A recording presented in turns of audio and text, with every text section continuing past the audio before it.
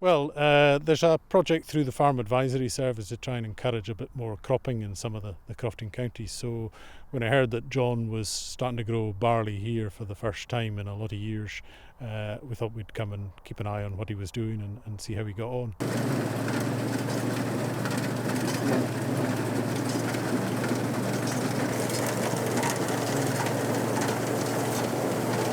This is the furthest north in Shetland. Barley's been grown for quite a few years, and that'll make it the furthest north barley crop in the UK as well, I would think. So it's a valuable commodity because the grain costs a lot to import, and the straw.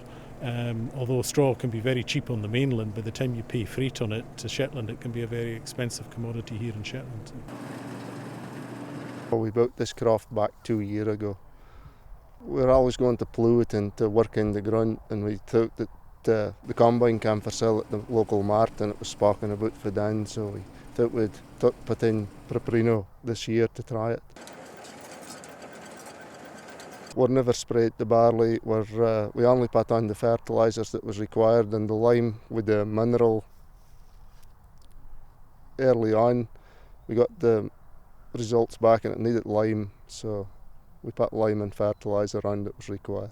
Well, basically ploughing, cultivating, preparing a seed bed, getting the seed sown. This year John just broadcast the seed because he doesn't have a seed drill, so that's a less precise process maybe than he would have liked.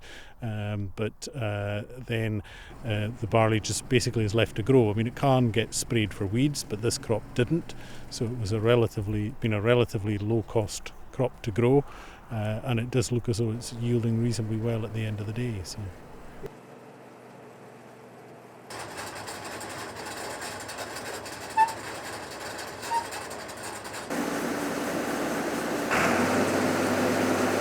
Well, folk can always grow barley or turn or grunt.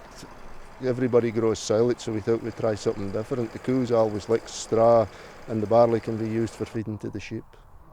Today is the day that we're combining, and the moisture readings is quite good. We're going to certainly plough more and turn more into barley and stray, because the stray isn't expensive per bale here in Shetland. John luckily managed to pick up a combine in relatively good repair, quite an old machine, but in reasonable working order at a reasonable price. So that's given him the opportunity to grow this here.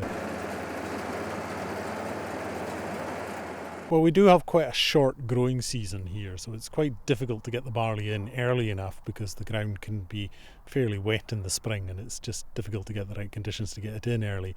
Then it does make up for a lot of lost time with the long day lengths we have here. It grows very rapidly during the summer, but by the time that it's starting to ripen in the back end is just when the weather can break. And as we found out this year, the barley, if you'd had one more dry day about 2 to 3 weeks ago, then it would have been cut long before now, but the weather broke, and it's a fortnight later he's been fortunate enough to get a good day to come back. So it can be very hit and miss. You probably most years will get the grain, but getting the straw in reasonable condition can be difficult, and I think John is probably going to bale the straw and then wrap it, because to try and hold on and leave the straw in the field long enough to get it in a dry enough condition to just store as baled straw would be a bit risky.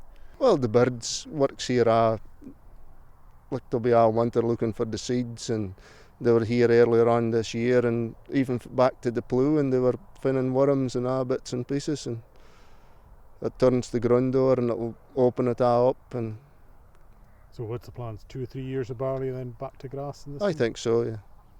I think so. Try it and see.